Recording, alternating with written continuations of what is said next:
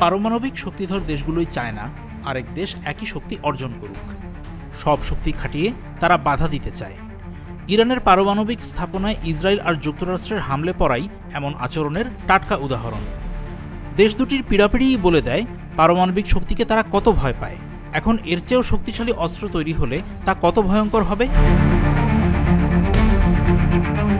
গত এপ্রিলে চীনের গবেষকরা এমন এক হাইড্রোজেন ভিত্তিক বোমা বানিয়েছে যার সঙ্গে আমাদের এতদিনের চেনা হাইড্রোজেন বোমার কোনো মিল নেই। নিউক্লিয়ার ফিউশন বিক্রিয়ায় বিস্ফোরণ ঘটায় যে হাইড্রোজেন বোমা, তার শক্তি পারমাণবিক বোমার চেয়েও বেশি হয়। প্রচণ্ড বিস্ফোরণ আর প্রচুর তাপ ছড়িয়ে জ্বালিয়ে দেয় চারপাশ।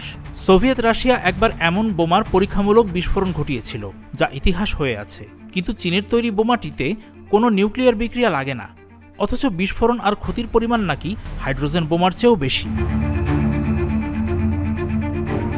চায়না স্টেট শিপবিল্ডিং কর্পোরেশনের 705 রিসার্চ ইনস্টিটিউটের তৈরি ওই বোমা ম্যাগনেসিয়াম হাইড্রাইড দিয়ে তৈরি।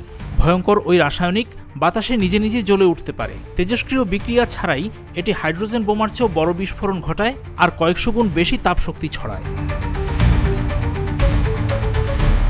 যুক্তরাষ্ট্রের ১ নম্বর জিম চেইন গোল্ড জিম এখন আবারও বাংলাদেশে। বসুন্ধরা আবাসিক এলাকা ও বসুন্ধরা সিটি শপিং মলে ম্যাগনেসিয়াম হাইড্রাইড থেকে তৈরি বিস্ফোরণ 1000 ডিগ্রি সেলসিয়াসের চেয়েও বেশি তাপমাত্রা সৃষ্টি করে, যা 2 সেকেন্ডেরও বেশি সময় ধরে আসল ধ্বংসলীলা ছড়ায়। সমানতাপের টিএনটি ভিত্তিক বিস্ফোরণের চেয়ে এর ভয়াবহতা 15 গুণ বেশি, অথচ এর সবই ঘটে রাসায়নিক বিক্রিয়ার মাধ্যমে। ফলে কোনো পারমাণবিক তেজস্ক্রিয়তা ছড়ায় না। গবেষণাটির প্রধান বিজ্ঞানী ওয়াং জুয়েফেং জানান, নতুন এই বোমার বিস্ফোরণ ঘটাতে কম শক্তি লাগে, কিন্তু বিস্ফোরণের ক্ষতি আর আগুনের শিখা ছড়ায় অনেক দূর পর্যন্ত। মনে হচ্ছে বিশাল এলাকা জুড়ে আক্রমণ চালাতে বোমাটি ডিজাইন করা হয়েছে।